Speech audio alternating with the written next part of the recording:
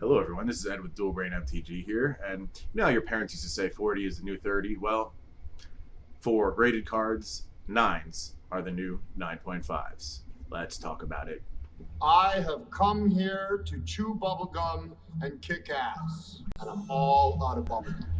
So, if you've been with me for a while, you may know this, but on my channel, we've been discussing for a while Arabian Nights and how in the open market, near mint copies are disappearing. And as you look deeper and deeper, the supply of near mint and the light play is very shallow. And cards that are near mint are actually not near mint at all, but light play at best. When you look at the market for old cards, there's just no inventory. I mean, well, okay, there is inventory, but it's very low. When I say no, I mean low, like ridiculously low, like at levels that I've never seen it in all my time. It's ridiculous. And this is supposed to be in between buyouts. So the next buyout, it's going to be stupid. We're going to see some ridiculous things. Prices that we can't even imagine for things like antiquities commons. I mean, I'm not saying it's a bad investment. It's interesting. And like you have to take your old school perspective and expand that because things are different now. The market doesn't operate the same. And so in that spirit, I'm now proposing that 9s are the new 9.5s. All the years that I sold graded cards on eBay, Arabian Nights, Antiquities, and even more modern stuff, you know, the only thing that really sold was 9.5s. But now, and people didn't price the cards with how difficult they were to get. 9.5s are utterly difficult to get. Most cards out there are 9s or less coming out of packs. Um, So yeah, the price never reflected how rare it was. And on eBay, I would always get comments saying stuff like, "Oh, I have the same exact card. Why is yours so much?" Do I have to explain how a raw card, just like a random loose raw card, isn't the same as a 9.5 BGS card? I mean, there's a world of difference there. Anyway, so as near mint starts to disappear, and especially for older sets more so than newer stuff, 9.5s are just disappearing. They've gotten some ridiculous prices. Like cards that used to get 2,000 are now getting 7 or more, and it's just becoming rarer to see those 9.5s. So much so that on eBay, a lot of certain cards will have their highest grade be 9s, and the 9.5s are getting absorbed into bigger collections and they're becoming parts of sets and they're not going to be let go of.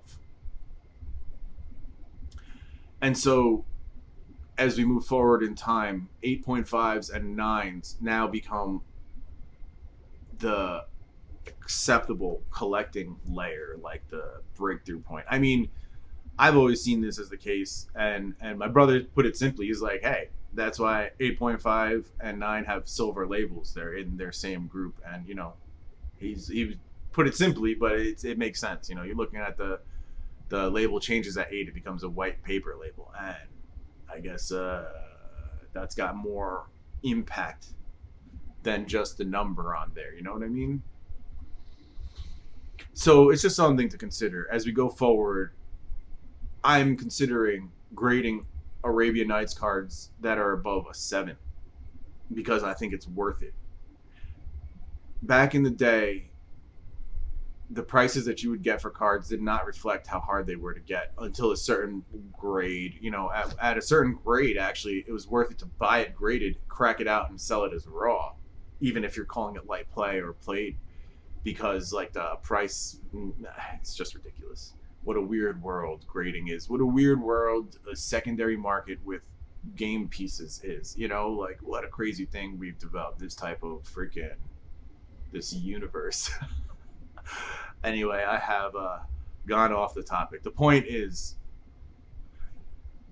as a more experienced player in this whole game of Magic, let's call it that. Let's you just need to expand your mind to understand that things are different now. Things that weren't collectible before are collectible now. You know, like those dollar reserve list cards that really popped the last time, that popped because of the same reason as this, because not everybody can afford to get the ultimate top high end. You know, there's a lot of middle ground there. There's a lot of room for everybody else to chill, to collect, to have fun, to enjoy. So when you realize that, you realize why those dollar cards popped in Ice Age, because people who can't afford to buy out Yawgmoth's Will are gonna buy out Martin Stromgeld. I mean, that's not a dollar card, but you see my point. Anyway, yes, please do consider, if you're gonna buy any of these, please consider using my TCG Player affiliate link in the description. It is free to use and it helps out a lot. You just click and shop like normal, and it's free, no charge. Check out my Patreon. We got OG box breaks. If you want to be part of them, definitely check that shite out. Otherwise, have a great day. I will see you soon. That's it, man. Game over, man. Game over. What the fuck are we gonna do now? What are we gonna do? Maybe we could build a fire, sing a couple of songs, huh? Why don't we try that?